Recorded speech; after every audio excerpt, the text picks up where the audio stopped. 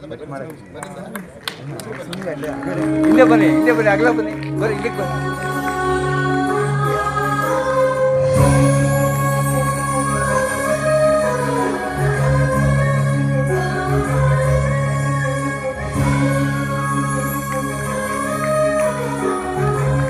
Sir ನೀವು ಅಂತೀರಿ sir ಮಂಜೂರು ಮಧ್ಯ ಬನ್ನಿ ಸರ್ ಮಂಜು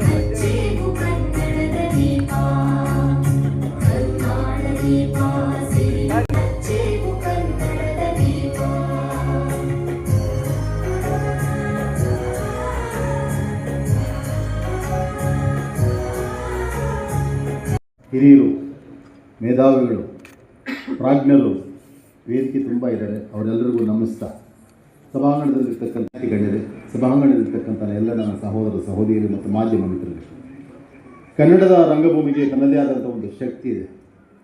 ಕನ್ನಡ ಅಂದ ತಕ್ಷಣವೇ ಇಡೀ ಜಗತ್ತಲ್ಲಿ ಕಾಣಿಸ್ತಕ್ಕಂಥದ್ದು ಕರ್ನಾಟಕ. ಯಾಕಂತ ಹೇಳಿದ್ರೆ, ಬಹುಶಃ ಪ್ರಪಂಚದ ಭೂಪಟದಲ್ಲಿ ಯಾವ ನೆಲದಲ್ಲೂ ಹುಟ್ಟದಷ್ಟು ದಾರ್ಶನಿಕರು, ಸಂತರು, ಶರಣರು, ತತ್ವಪದಕಾರರು ಈ ನೆಲದಲ್ಲಿ ಹುಟ್ಟಿರ್ತಕ್ಕಂಥದ್ದು.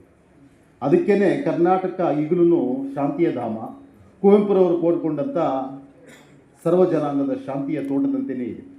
ಇಲ್ಲಿ ಈಗಲೂ ಕೂಡ ಹಿಂಸೆ ಮತ್ತು ಕ್ರೌರಿಗಳ ಒಂದೇ ಒಂದು ಸಣ್ಣ ಇದನ್ನು ಕೂಡ ನೋಡಲಿಕ್ಕಾಗಲಿಲ್ಲ ನಾವು. ಯಾಕಂತ ಹೇಳಿದ್ರೆ, ಕರ್ನಾಟಕದ ಮಣ್ಣಿಗೆ ಇರ್ತಕ್ಕಂಥ ಅಯಸ್ಕಾಂತೀಯ ಮಾತೃತ್ವದ ಗುಣ ಅದಾಗಿರೋದ್ರಿಂದ ಇಂತಹ ಅದ್ಭುತವಾದಂಥ ಮಹಾನ್ ಮೇರು ಪರ್ವತದ ವ್ಯಕ್ತಿಯನ್ನು ಮತ್ತು ಅವರ ಹೆಸರಲ್ಲಿ ನಡ್ತಕ್ಕಂಥ ನಾಟಕೋತ್ಸವದಲ್ಲಿ ಉದ್ಘಾಟನೆ ಮಾಡಿ 4 ಮಾತನ್ನು ಮಾತನಾಡ್ತಕ್ಕಂಥದ್ದಂದರೆ ಬಹುಶಃ ನನಗೆ ದಕ್ಕಿರ್ತಕ್ಕಂಥ ಭಾಗ್ಯ ಅಂತ ನಾನಂತೂ ಅಂದ್ಕೊಂಡಿದ್ದೀನಿ.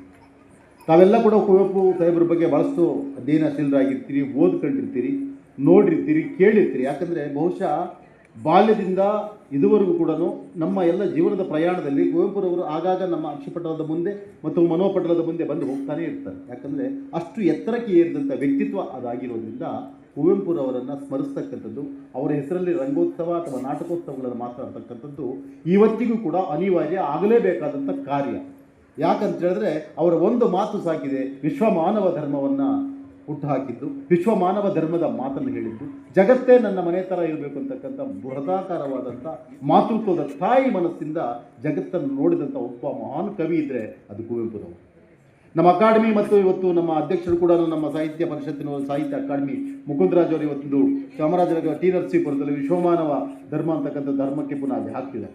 ನಾನು ಸ್ವಾಗತಿಸಿದ್ದೇನೆ, ಇಲ್ಲಿಂದಲೇ ಅದಕ್ಕೆ ಸಹಕಾರ ಕೊಡ್ತಿದ್ದೇನೆ. ಯಾಕಂತ ಹೇಳಿದ್ರೆ, ಅಂತಹ ದಿಗ್ಗಜನ ಮಾತು ಬಂದದ್ದು ಅದು ಕುವೆಂಪುರವರ ಬಾಯಿಂದ, ಅದು ಅಕ್ಷರಮಾಲೆಯಿಂದ. ಹಾಗಾಗಿ ಕುವೆಂಪುರವರು ಈ ನಾಡಿನ ನಮ್ಮ ಎಲ್ಲರ ಬಹಳ ಹೆಗ್ಗಳಿಕೆಯ ಅಸ್ಮಿತೆ ಮತ್ತು ಮಾರ್ಗದರ್ಶಕರು ಅಂತಕ್ಕಂಥದ್ದನ್ನು ಸಾರಾಸಗಟಾಗಿ ನಾವೆಲ್ಲರೂ ಒಪ್ಪಬೇಕಾಗುತ್ತೆ. ಪ್ರತಿಯೊಂದು ಮಗುವನ್ನು ವಿಶ್ವಮಾನವನನ್ನಾಗಿ ತನಗೆ ತಾನೇ ದಾರಿ ಬೆಳಕಾಗುವಂತೆ ಬೆಳೆಸುವಂತಹ ಹೊಣೆ ನಮ್ಮೆಲ್ಲರ ಮೇಲೆ ಇದೆ. ಆ ಕೆಲಸವನ್ನು ಜಿಲ್ಲಾಡಳಿತ ಮುಂದೆ ಬಂದು ಇಷ್ಟೆಲ್ಲ ವ್ಯವಸ್ಥೆಯನ್ನು ನಮಗೆ ಮಾಡಿಕೊಟ್ಟಿದ್ದೆ. ಮಾನ್ಯ ಜಿಲ್ಲಾಧಿಕಾರಿಗಳು ಕೂಡ ಇದಕ್ಕೆ ಆಗಮಿಸ್ತಾರೆ. ಅಂಥದಕ್ಕೆ ಚಿಕ್ಕ ಚಿಕ್ಕ ಹೆಜ್ಜೆಗಳಾಗಿ ಓಹಿಲೇಶ್ ಅಂತ ಗೆಳೆಯ ಈ ರಂಗಕಹಳೆ ಅನ್ನೋದನ್ನು ಕಟ್ಟಿದ್ದಾರೆ. 3 ದಿನ ನಮ್ಮ ಎಲ್ಲ ಚಿಕ್ಕಬಳ್ಳಾಪುರದ ನಾಗರಿಕರು ಖುಷಿ ಪಟ್ಟಿದ್ದಾರೆ.